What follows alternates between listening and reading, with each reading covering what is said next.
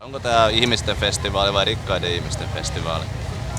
Onko? No kyllä täällä mun mielestä, niin kyllähän täällä nyt kyllä täällä pärjää ja sitten sanotaan, että kyllä mä itse justiin yhden kaverin kanssa tuossa juttelin, niin mä sanoin, että maksaahan täällä esiintyjäkin, niin kyllähän se raha pitää varmaan tuoda tänne sisälle sitten Kyllä. asiakkaiden mukaan.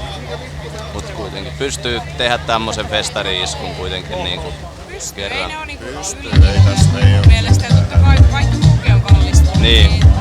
Se on oletettavissa, että kallistuu, mutta aletaan olla mun mielestä vähän siinä kippurahoilla. Niin. Että 3 päivän lippu, niin siihen 250 €, se on aika kova hinta. Joo. Et se on mun mielestä semmonen, että ihmiset maksaa toki siitä, että jo onnistuneet festarit, niin kuin tänä vuonna oli onnistuneet, että päästiin, vessajonot on pienet, niitä on paljon lisätty ja sitten ruokapaikkoja on hyviä ja on sijoitettu mun mielestä kaikki Joo. tosi hyvin.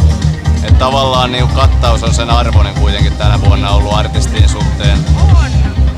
Ja mulle ei välttämättä ole edes artistien suhteen ollut kattaus sellaista. Mä oon tullut vähän seuralaasena ja mä oon ensimmäistä kertaa. Ai jaa, okei. Mutta tää on kyllä, mä oon ainakin tykännyt olla täällä. Joo.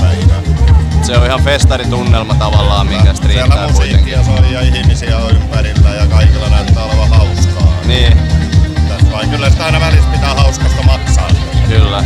Mikä olisi semmonen artisti, mitä itse haluaisit katsoa, jos sais ihan valita? Volbeat. Okei. Rockimiehiä.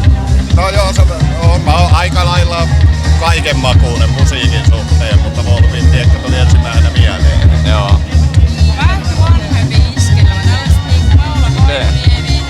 Toki Ruisrock veti aika hyvät Rööpeli-valikat. Joo. Veto sieltä. Siellä oli kyllä Mutta kyllä mekin huomista odotetaan Katri Helena ja Kaija K tuloo lähekkäin.